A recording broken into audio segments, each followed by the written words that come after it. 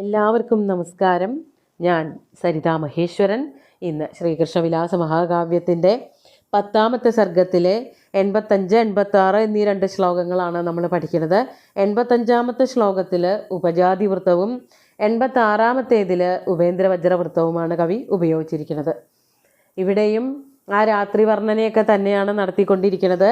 നമുക്ക് ആദ്യം 85ാമത്തെ ശ്ലോകം നോക്കാം. അപോഹ്യലജ്ജാമപഹൃത്യ ശോകം മാനം സമുന്മൂല്യ വിലുപ്യ ചേർഷ്യാം ആപൂരയാമാസമുദേവതാസാം മനാംസി മാധ്വീ മൃഗലോചനാനാം. ആദ്യം പദച്ഛേദം പറയാം.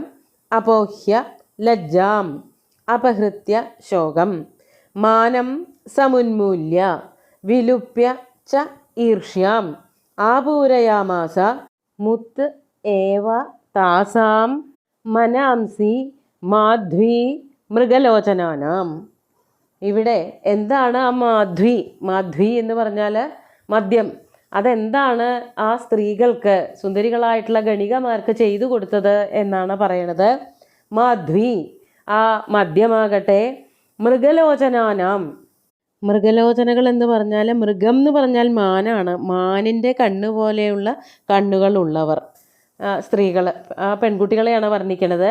മൃഗലോചനാനാം ലജ്ജാം, ആ സുന്ദരികളായിട്ടുള്ള അഭിസാരികമാരുടെ ലജ്ജയെ, നാണത്തിനെ, അപോഹ്യ അപഹരിക്കുകയുണ്ടായി. അപോഹ്യ എന്ന് പറഞ്ഞാൽ അപഹരിച്ചിട്ട്, അങ്ങനെ ഓരോന്ന് ചെയ്തിട്ട് എന്നാണ് പറയണത്. ആദ്യം അവരുടെ ലജ്ജയെ ഇല്ലാതെയാക്കി, ലജ്ജാം അപോഹ്യ. അതിനുശേഷം ശോകം അപഹൃത്യ, നാണം ഇല്ലാതെയായപ്പോൾ പിന്നെ പതുക്കെ എന്തും കൂടി ഇല്ലാതെയായി? ദുഃഖങ്ങളൊന്നും ഇല്ലാതെയായി. ജീവിതത്തിൽ പലതരത്തിലുള്ള ദുഃഖങ്ങളുണ്ടാവുമല്ലോ, ആ ദുഃഖങ്ങളൊക്കെ ഇല്ലാതെയാക്കി കൊടുത്തു ഈ മദ്യം. മദ്യത്തിൻ്റെ ഒരു സ്വഭാവമാണ് കുറച്ചൊരു നമ്മുടെ വിവേകത്തിനെ, ബോധത്തിനെയൊക്കെ ഇല്ലാണ്ടാക്കുമല്ലോ, ബോധക്കേട് ഉണ്ടാക്കും. അപ്പോൾ അങ്ങനെ വരുമ്പോൾ സ്വാഭാവികമായിട്ട് നമുക്കൊക്കെ ഉണ്ടാവാൻ സാധ്യതയുള്ളതായ നാണം, മാനം, ശോകം, ഇതിനെയൊക്കെ അത് ഇല്ലാതെയാക്കും. അതുകൊണ്ടാണ് ഈ മദ്യം കുടിച്ചിട്ടുള്ള മദ്യപന്മാരൊക്കെ ഇങ്ങനെ വഴിയിൽ തോന്നിയത് വിളിച്ചു പറഞ്ഞ് വസ്ത്രങ്ങളൊന്നും എടുക്കാതെ ഇരിക്കണത്. അവർക്ക് ആ ജാതി ബോധങ്ങളൊന്നും ഇല്ലാത്തത് കൊണ്ടാണ്. ആ ബോധങ്ങളെയൊക്കെ മദ്യം ഇല്ലാതെയാക്കുന്നു എന്നുള്ളത് കൊണ്ടാണ്. ഇവിടെ പറയാണ്, ലജ്ജാം അപോഹ്യ ശോകം അപഹൃത്യ മാനം സമുന്മൂല്യ. മാനം അല്പം പോലും ഇല്ലാതെയായി. മാനം എന്ന് പറഞ്ഞാൽ നമ്മളാരാണ്, നമ്മൾ ഈ ഒരു സമൂഹത്തിൽ നമുക്ക് എന്തൊക്കെ സ്ഥാനമാനങ്ങളാണുള്ളത്, ഞാൻ ആരുടെ മകളാണ് അല്ലെങ്കിൽ ആരുടെ ഭാര്യയാണ്, ഞാൻ ആരായിട്ടാണ് ഇപ്പോൾ പ്രവർത്തിക്കുന്നത്, ഇങ്ങനെയൊക്കെയുള്ള ബോധങ്ങളുണ്ടല്ലോ നമ്മുടെ ഉള്ളിൽ. അതിനെയാണ് മാനം, അഭിമാനം എന്നൊക്കെ പറയണത്. അഹംബോധം എന്നൊക്കെ വളരെ വാച്യമായിട്ടുള്ള അർത്ഥത്തിൽ പറയണത്. അതിനെയൊക്കെ മദ്യം ഇല്ലാതെയാക്കുക ചെയ്യണത്. അപ്പോൾ ലജ്ജയില്ല, നാണമില്ല, മാനമില്ല, ശോകമില്ല, ഒന്നുമില്ലാത്തൊരവസ്ഥയുണ്ട്. ആ ഒരു അവസ്ഥയ്ക്ക്, ആ അവസ്ഥയുടെ ഒരു പ്രത്യേകത എന്താണെന്ന് വെച്ചാൽ, കുറേ നേരത്തേക്ക് ഇതിനെ പറ്റിയിട്ടൊന്നൊരു ബോധം ഉണ്ടാവില്ല, അതിനെ പറ്റിയിട്ടൊന്നും ബോധർ ചെയ്യണ്ട. അങ്ങനെ വരുമ്പോൾ അത് ഒരു താൽക്കാലികമായിട്ടുള്ളൊരു സുഖം കൊടുക്കുന്നു എന്നുള്ളത് കൊണ്ടാണ് പലപ്പോഴും പലരും അതിൻ്റെ പിന്നാലെ പോണത്. ഈ പലതരത്തിലുള്ള ബുദ്ധിമുട്ടുകൾ, മാനസികമായിട്ടുള്ള പിരിമുറുക്കങ്ങൾ, ഞാനെന്ന ഭാവങ്ങൾ, തോൽവികൾ, ഇതൊക്കെ വരുമ്പോൾ അറിയാതെ മനുഷ്യൻ ഈ പറഞ്ഞ മദ്യത്തിൻ്റെയും ലഹരിയുടെയൊക്കെ പിന്നാലെ പോവാറുണ്ട്. അതുകൊണ്ട് ഇവർക്കും അതൊക്കെ തന്നെ സംഭവിച്ചു എന്നാണ് കവി പറയണത്. സ്ത്രീകൾക്കാണ് വിശേഷിച്ച്.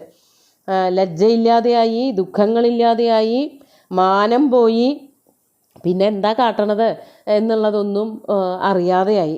അതുപോലെ തന്നെ ഈർഷ്യാം വിലുപ്യ. ഈർഷ്യ എന്ന് പറഞ്ഞാൽ ഈ തമ്മിലുള്ളതായ ചെറിയ അസൂയകൾ, കുശുമ്പുകളൊക്കെയാണ്.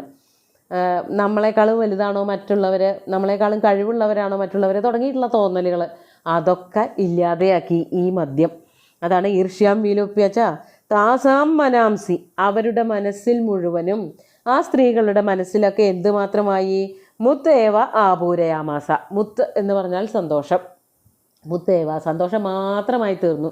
സന്തോഷം അങ്ങോട്ട് നിറഞ്ഞു നിന്നു ഈ സ്ത്രീകളുടെ മനസ്സിൽ മുഴുവനും. അവരുടെ ഉള്ളിലുള്ളതായ എല്ലാ കളങ്കങ്ങളും താൽക്കാലികമായിട്ട് ഈ മദ്യം പിടിച്ചു നിർത്തി. ഈ പെയിൻ കില്ലറൊക്കെ കഴിക്കണ പോലെയാണ്. കുറേ നേരത്തേക്ക് പിന്നെ എന്താ സംഭവിക്കണതെന്ന് ഉള്ളത് ആരും അറിയില്ല. അതുപോലെ മദ്യത്തിന് എല്ലാ വികാരങ്ങളെയും തടഞ്ഞു നിർത്താനുള്ളൊരു കഴിവുണ്ട്. അത് അതുപോലെയാണ് ശരീരത്തിൽ പ്രവർത്തിക്കുന്നത്. എല്ലാ തിരിച്ചറിവുകളെയും ഇല്ലാതെയാക്കും. ഞാനെന്ന ബോധമില്ലാതെയാവും, ഞാൻ ആരാണെന്നുള്ള ബോധമില്ലാതെയാവും, മറ്റുള്ളവരോടുള്ള അസൂയ, കുശുമ്പ്, കുനിട്ട് ഇതൊക്കെ ഇല്ലാതെയാവും. ഒക്കെ താൽക്കാലികമാണ് കേട്ടോ, തിരിച്ച് വരില്ല എന്നൊന്നും അതിനർത്ഥമില്ല. മദ്യത്തിൻ്റെ ലക്ക് കെട്ടാൽ പിന്നെ ലക്ക് മാറി കിട്ടിയാൽ പിന്നെ പഴയ പോലെ തന്നെയാവും.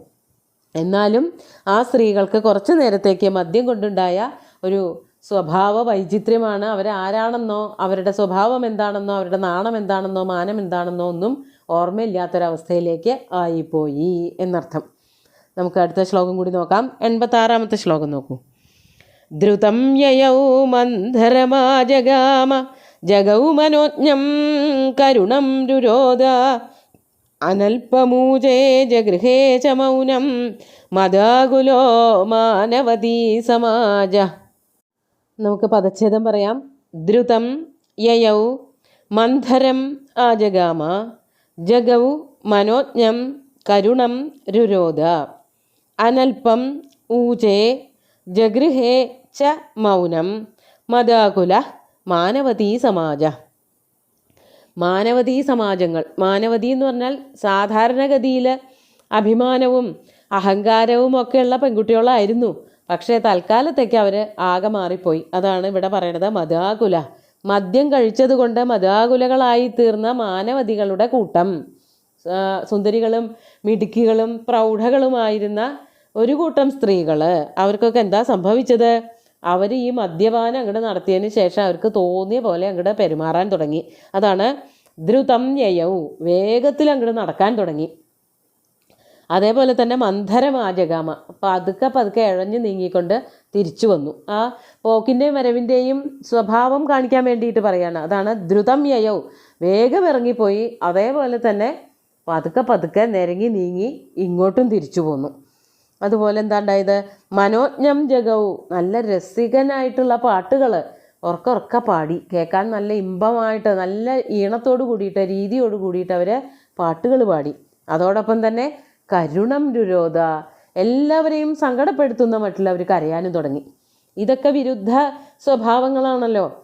നന്നായി പാട്ട് പാടുക, അതുപോലെ വേഗം നടക്കുക, അപ്പോൾ തന്നെ പതുക്കെ നടക്കുക, ഇതൊക്കെ ഒരേ സമയം ചെയ്യുന്നവർക്ക് താൽക്കാലികമായിട്ട് എന്താ ബോധമില്ലാതെ തന്നെ വരണം.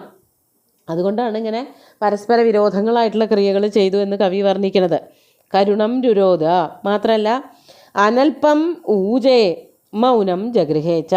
അനൽപം, ഒട്ടും അല്പമല്ലാത്ത, ഒട്ടും കുറവില്ലാതെ ഉറക്കെ ധാരാളം സംസാരിച്ചു. അതാണ് അനൽപം ഊജേ, നല്ലവണ്ണം സംസാരിച്ചു. അതേസമയം തന്നെ ഒപ്പം തന്നെ എന്തും ചെയ്തു? മൗനം ജഗൃഹേച്ച, മിണ്ടാതിരിക്കുകയും ചെയ്തു. അപ്പോൾ ഇവർ എന്താ ഇനി അടുത്തതായിട്ട് കാണിക്കാൻ പോണത് എന്നുള്ളതിനെ പറ്റിയിട്ട് യാതൊരു മുൻവിധിയും നടത്താൻ പറ്റില്ല. മദ്യമകത്ത് ചെന്നതുകൊണ്ട് ഇവരുടെയൊക്കെ സ്വഭാവം മാറി. ഇവരൊക്കെ കാട്ടിക്കൂട്ടണത് എന്താണെന്ന് അവർക്കും അറിയില്ല, മറ്റുള്ളവർക്കും മനസ്സിലാക്കാൻ പറ്റാത്ത വിധത്തിൽ അവരിനി അടുത്ത നിമിഷം എന്താവും ചെയ്യുക എന്നുള്ളതും പറയാൻ പറ്റാത്ത വിധത്തിൽ പെരുമാറിക്കൊണ്ടിരുന്നു. അതാണ് അവർ പതുക്കെ നടന്നു, വേഗത്തിലും നടന്നു. അവർ നല്ല രസത്തിൽ എല്ലാവരുടെയും കാതുകൾ കുളിർപ്പിക്കണ പോലെ പാട്ടുപാടി, അതേപോലെ തന്നെ ഉറക്കെ എല്ലാവരെയും വേദനിപ്പിക്കുന്ന വിധത്തിൽ കരയുകയും ചെയ്തു. ഈ പാട്ട് പാടാനുള്ള അത്രയ്ക്ക് സന്തോഷമുള്ള ഒരാൾക്ക് പെട്ടെന്ന് കരഞ്ഞ് നിലവിളിക്കാൻ പറ്റുമോ? പക്ഷേ അതും ചെയ്തു. മാത്രമല്ല വളരെയധികം വർത്തമാനം പറഞ്ഞു. ചില സമയങ്ങളിൽ ഒന്നും മിണ്ടാതിരുന്നു.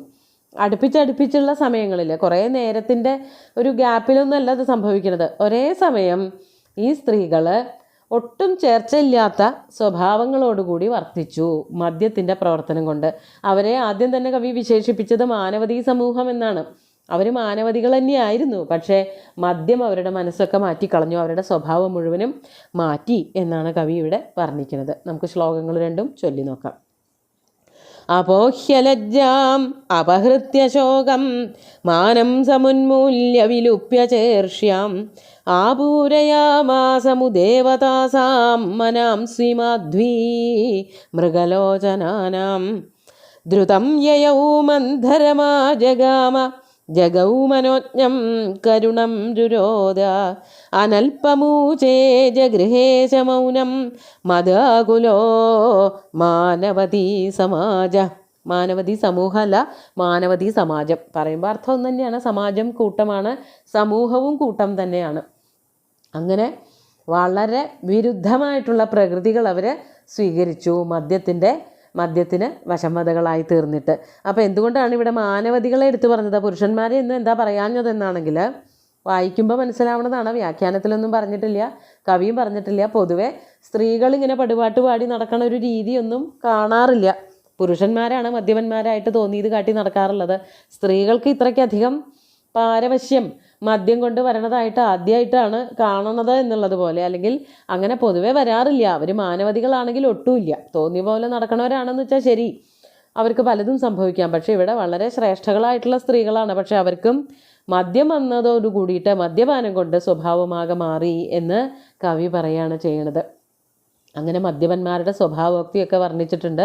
സുന്ദരമായിട്ടുള്ള 2 ശ്ലോകങ്ങളും ഭഗവാന്റെ കാൽക്കൽ അർപ്പിച്ചുകൊണ്ട് ഗുരുവായൂരപ്പനെ സാഷ്ടാംഗം നമസ്കരിച്ചുകൊണ്ട് എല്ലാവർക്കും ശുഭദിനം നേർന്ന് നിർത്തട്ടെ. നന്ദി.